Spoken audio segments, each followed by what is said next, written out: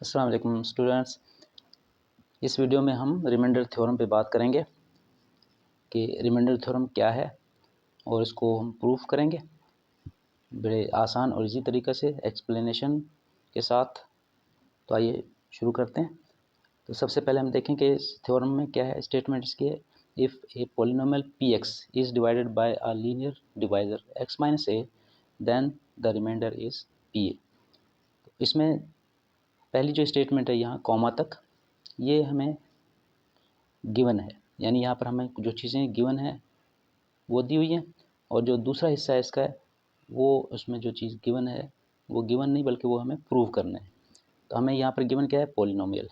तो गिवन हम लिख लेंगे पहले इसमें प्रूव करने से पहले, यानी जो गिवन डाटा है वो लिख देंगे हम।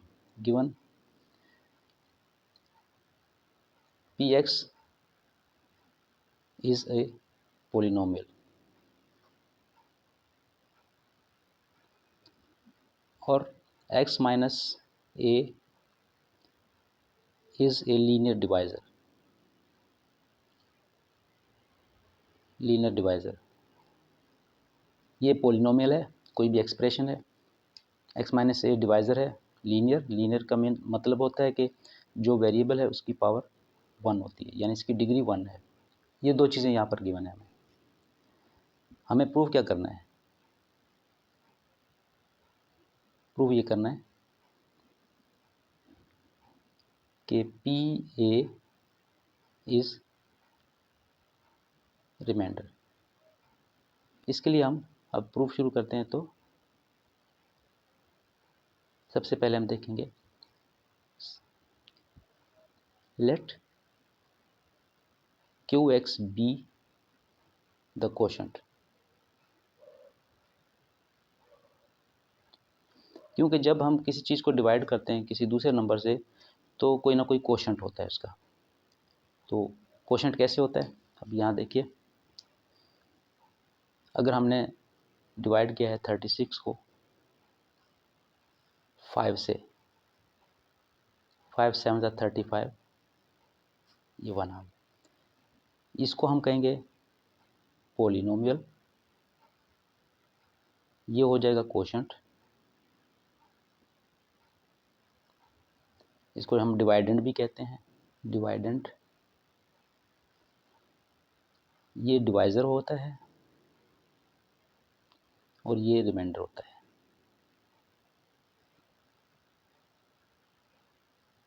तो अब इसमें देखिए, इससे अगर हम दोबारा अगर हम इसको 36 की फॉर्म में लाना चाहें तो हम इस तरह करते हैं कि ये कोशंट और डिवाइज़र को मल्टीप्लाई कर लेते हैं। डिवाइज़र मल्टीप्लाई बाय कोशंट और उसमें हम रिमाइंडर को ऐड कर देते हैं, तो हमें मिल जाती है पॉलिनोमियल। पी एक्स हमें पॉलिनोमियल मिल जाती है। Divisor multiply by quotient plus ये करके देखते हैं हम। 5 7 35 प्लस 1 36, ये हो गया। ये बिल्कुल इसी तरह से है जैसे हम ये कोई मिक्स नंबर जो है, मिक्स फ्रैक्शन है, उसको हम सॉल्व करते हैं। 2 3/5, तो ये क्या होगा, 5 2 10, 10 प्लस 3 13, 13/5 ये बन जाता है। यानी 13 को हमने 5 से डिवाइड कर दिया। जब 13 को 5 से डिवाइड करेंगे तो यही बन जाएगा। तो तकरीबन इससे मिलती जुलती चीज़ वो है। तो इसको अगर हम देखेंगे अलजेब्रा में कोशंट और पॉलिनोमियल और डिवाइज़र और रिमाइंडर, अगर यहाँ पर इनको इस तरह लिख दिया जाए कि ये पी एक्स है, पॉलिनोमियल है, इसको डिवाइड कर दिया हमने एक्स माइनस ए से, लीनियर से, तो इसका कोशंट क्यू एक्स हो जाएगा और इसमें कुछ ना कुछ यहाँ पर आएगा तो रिमाइंडर जो है वो आर हो जाएगा, जिसको हम पी ए भी कहते हैं, पी ए या आर। यही चीज़ हमें प्रूव करनी है यहाँ पे। अब क्योंकि इसका डिवाइज़र जो है वो एक्स माइनस ए है, लीनियर है, तो जो इसका रिमाइंडर बचेगा, यानी जो पी ए आएगा रिमाइंडर, उसमें वेरिएबल की डिग्री 0 होगी। क्योंकि लीनियर है, लीनियर की डिग्री 1 है, तो डिग्री 1 तक ये डिवाइज़र रहेगा, डिवाइड कर सकेगा, लेकिन इससे कम डिग्री को ये डिवाइड नहीं करेगा, इसलिए वो रिमाइंडर के तौर पे बाकी बच जाएगा। इनको अगर हम इस तरह लिखें जैसे हमने इसको लिखा था, तो ये सूरत हाल इस तरह बनेगी कि पी एक्स जो गिवन एक्सप्रेशन है या पॉलिनोमियल है, उसको जब हम डिवाइड करते हैं x माइनस ए से, तो कोशंट आता है क्यू एक्स, ये कोशंट आता है। और अगर पूरा पूरा डिवाइड नहीं होता तो रिमाइंडर बच जाता है आर। ये बिल्कुल इसी तरह हो गया, डिवाइज़र को हम कोशंट से मल्टीप्लाई करते हैं और रिमाइंडर उसमें प्लस कर देते हैं, तो हमें पी एक्स मिल जाता है। डिवाइज़र है, ये कोशंट है, दोनों को मल्टीप्लाई करें और रिमाइंडर प्लस कर दें तो पी एक्स यानी पॉलिनोमियल बन जाती है। तो ये कब होगा? आर। देखते हैं ये आर कैसे पता चलेगा हमें। यहाँ पर ये एक आइडेंटिटी बन गई, यानी एक फार्मूला बन गया एक्स में। इसका जो वेरिएबल है वो एक्स है। एक्स की जितनी भी रियल वैल्यूज़ होंगी वो पुट करेंगे तो ये उसको सेटिस्फाई करेगा। तो लिहाजा हम यहाँ पर सपोज कर लेते हैं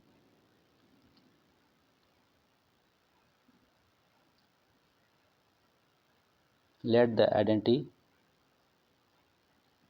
is true for X is equal to A. यानी अगर हम एक्स की वैल्यू ए लेते हैं, जनरल वैल्यू है, ये ले लेते हैं, तो फिर ये उस पर प्रूव हो सकेगा। देखते हैं पी एक्स, अब पी एक्स था, यहाँ पर हम ए पुट कर लेते हैं और यहाँ पर x माइनस है, इसको हम a माइनस ए कर देते हैं। x की जगह पर हमने a पुट कर दिया। ये q है, यहाँ पर x फिर आ गया है, इसको हम a लिख देते हैं और प्लस जो r है ये लिख दिया जाता है ऐसे ही। तो इसको हम आगे करते हैं, तो a माइनस ए 0 हो जाएगा और यहाँ पर q a प्लस r, तो 0 q a को मल्टीप्लाई करेंगे 0 कर देगा, ये 0 हो जाएगा, प्लस r बचेगा और ये r रह जाएगा 0 और r ऐड करेंगे तो r रह जाएगा। तो ये हो गया पी ए। तो यहाँ पर ये देखें प्रूव हो गया कि जब हम x की वैल्यू a रखते हैं तो वो क्या बचता है, वो r बन जाता है। Therefore p A is equal to r। यही हमें प्रूव करना था कि पी ए जो है रिमाइंडर है। तो r क्या हुआ, r जो है वो रिमाइंडर है। इस तरह ये थ्योरम प्रूव हो गया। हम डिवाइज़र में x की वैल्यू कोई भी पुट करें ताकि ये कोशंट और डिवाइज़र मल्टीप्लाई होके 0 बन जाए, तो हमें पता चल जाएगा कि रिमाइंडर क्या बचेगा। और ये हमने यहाँ पर प्रूव कर दिया, जो कि स्टेटमेंट में कहा गया था कि then remainder is p a. तो हमने जब वैल्यू पुट की, x की जो वैल्यू a पुट की, तो ये सॉल्व करते हुए हमने देखा कि P A is equal to R आ गया, आर मीन्स रिमाइंडर।